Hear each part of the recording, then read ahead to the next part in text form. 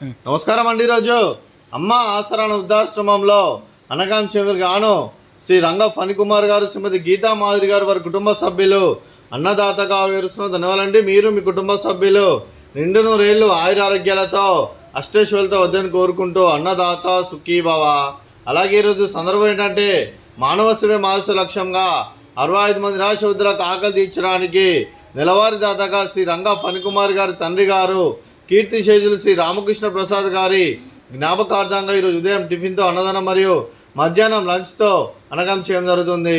అలాగే కీర్తిశేషులు శ్రీ రామకృష్ణ ప్రసాద్ గారికి వారి జ్ఞాపకార్థంగా వారికి నివాళులు శ్రద్ధాంజలి ఘటిస్తూ వారి పవిత్ర ఆత్మకు శాంతికలం కోరుకుంటూ స్వర్గబాబు చంద్ర మనసారా కోరుకుంటూ నమస్సుమాంజలి తెలుపుతూ వారి గురించి ఒక 2 మాటలండి. మా హృదయ ఫలకాలపై చెక్కిన సజీవ శిల్పం మీ రూపం, అనురాగానికి చిరునామా మీ హృదయం, మీరు వేసిన అడుగు ఆదర్శం, నడిచిన దారి సదాశయం, చేరిన ప్రతిగమ్య స్ఫూర్తి శిఖరం, మీరే మాకు మార్గదర్శి. ప్రేమానురాగాలతో మా అందరికీ వెలుగునిచ్చి జీవన జ్యోతిగా ఆఖరి వరకు దారి చూపారు.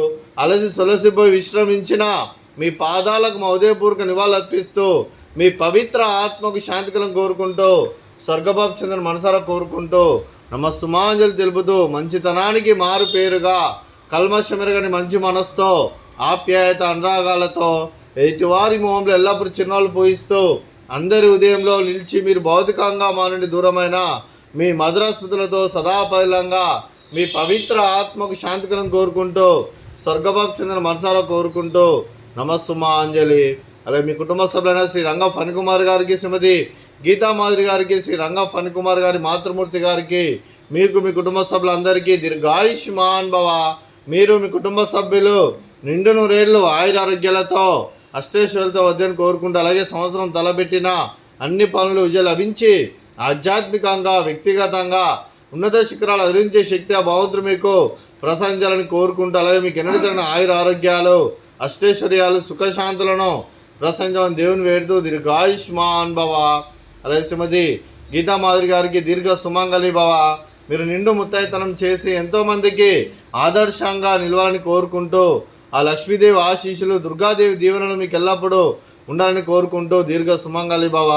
అలాగే ఆశ్రమానికి పెద్ద దిక్కువరిస్తున్న తండ్రి లాంటి పెంటేశ్వరకు మరియు శోల్మ గారికి పాదాయ వందనం చేస్తే ఇక్కడ 365 రోజులు నిత్య అన్నదానం జరగాలని కాన్సెప్ట్తో ముందుకొచ్చి తను చేస్తూ తను 100 మంది 1000 మందితో చేపిస్తున్న వెంకటేశ్వరకు మరియు శోలమ్మ గారి వారి కుటుంబ సభ్యులందరూ ఎల్లప్పుడూ నిండు నూరేళ్ళు ఆయురారోగ్యాలతో అష్టైశ్వర్యాలతో వద్దని కోరుకుంటూ వారికి వారి కుటుంబ సభ్యులందరికీ ధన్యవాదాలండి. అలాగే శ్రీ రంగ ఫణికుమార్ గారు, శ్రీమతి గీతా మాధురి గారు, మీరు మీ కుటుంబ సభ్యులు లంచ్తో అన్నదానం చేస్తున్నారు. మేము అన్నదానం స్వీకరిస్తున్న దాత సుఖీభవ.